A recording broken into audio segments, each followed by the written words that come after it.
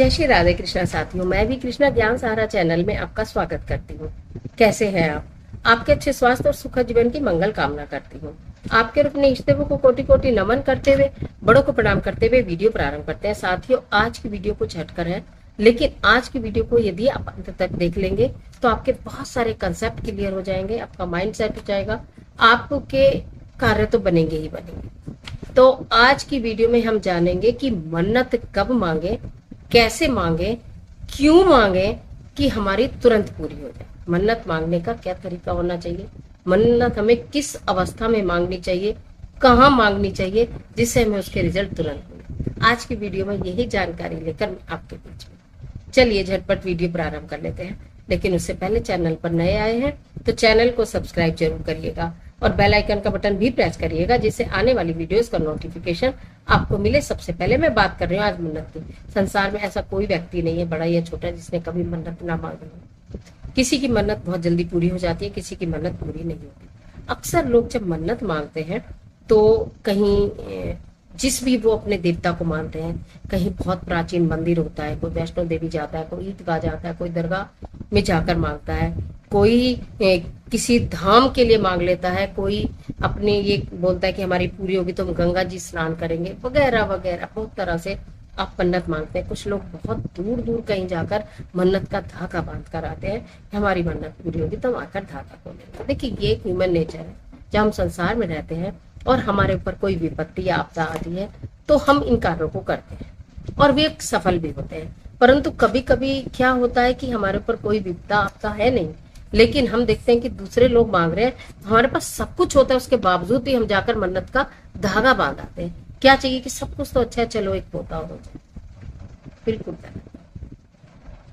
मन्नत आपको किस अवस्था में मांगनी चाहिए? मन्नत आपको तब मांगनी चाहिए। मन्नत का क्या मतलब है कि आपने ईश्वर को मनोनी कर करके मजबूर किया, मन्नत हमारी पूरी कर दो। हम वो मांग रहे हैं, भगवान से आग्रह कर रहे हैं और हम भगवान का अनुनय कर रहे हैं, भगवान से प्रार्थना कर रहे हैं हमारी ये पूरी करो, या हम धागे में बांध दे रहे हैं कि हमारी पूरी करो। हम ये प्रसाद चढ़ाएंगे, हम ये भंडारा करेंगे, हम ये करेंगे, मतलब बहुत सारी चीजें हम करते हैं। कहने का मतलब इनडायरेक्ट वे हम बोलूँ तो हम रिश्वत भी देने का काम करते हैं भगवान के समक्ष। हम तो 100 रुपए का प्रसाद चढ़ाएंगे, हमारी इच्छा पूरी होगी। भगवान जी रिश्वत थोड़ी लेते हैं। चलिए, भाव अगर मन में रखने तो बोलिए कि अगर आपको भाव रखने हैं कि मैं अपने हिसाब से जितना मेरे से होगा, हे प्रभु अगर मेरी प्रारब्ध में है तो दो, मैं निर्धन लोगों की सेवा करूंगा, असहाय लोगों की सेवा करूंगा, पशुओं की सेवा करेंगे, उन्हें खाना खिलाएंगे, उन्हें हम भंडारा करेंगे कि भी हाँ सब लोग भोजन ग्रहण करें, जल के लिए छबील लगाएंगे, वो सब जल ग्रहण करें। ये सब चीजें बोलनी चाहिए। चलिए, कोई बात नहीं, उससे भगवान को खैर इन चीजों से इतना ज्यादा नहीं जितना कि हम मन्नत मांगते हैं। तो मन्नत हमें कब मांगनी चाहिए? मेन बात बताओ, मन्नत हमें जब मांगनी चाहिए जब हम बहुत अधिक मजबूर हो जाए, बहुत अधिक परेशान हो जाए, स्थिति असहनीय हो जाए, हमसे सहन नहीं हो रही है। हे प्रभु ऐसा अगर मेरी प्रारब्ध, कैसे मांगे? अगर मेरी प्रारब्ध में है प्रभु तो आप इस कार्य को मेरे लिए उचित हो तो अवश्य कर देना, लेकिन मैं परेशान हूँ, मुझे इस चीज की आवश्यकता बहुत है। क्योंकि प्रभु सब जानते, फिर भी हम मुख से बताते हैं, ऐसा बात नहीं कि प्रभु को बताना नहीं चाहिए, भगवान को बताना नहीं चाहिए, बतानी चाहिए। अपनी व्यथा बोलो भगवान को, बोलने में कोई मनाही नहीं है, लेकिन बांधो नहीं।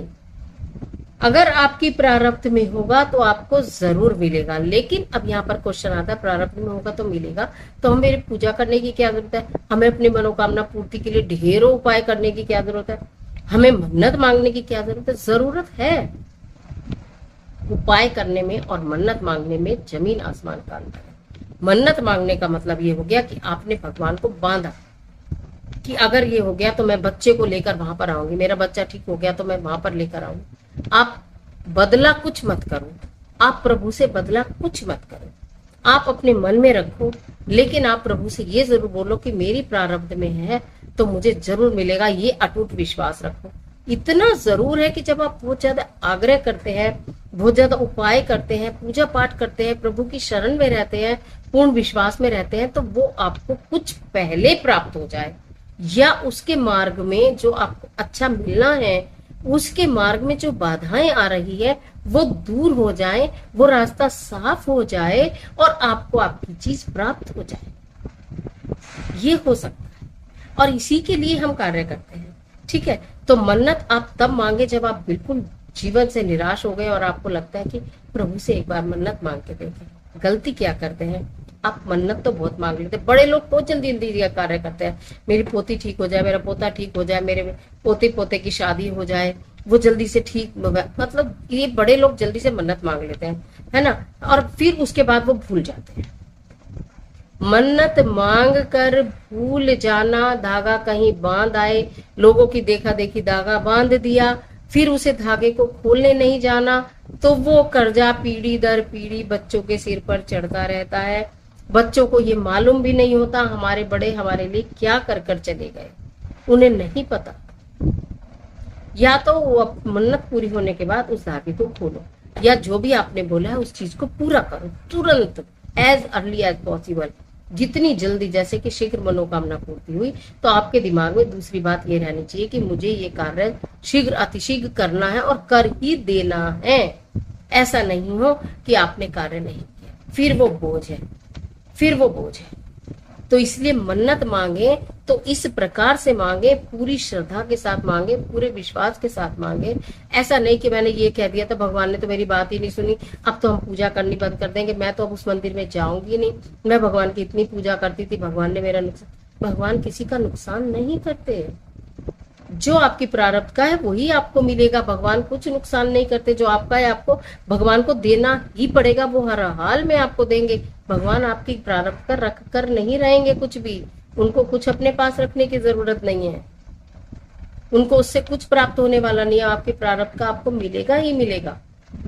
तो इसलिए मन्नत मांगे, आपकी तुरंत पूरी हो जाए, उसके लिए बस केवल एक कार्य करना है।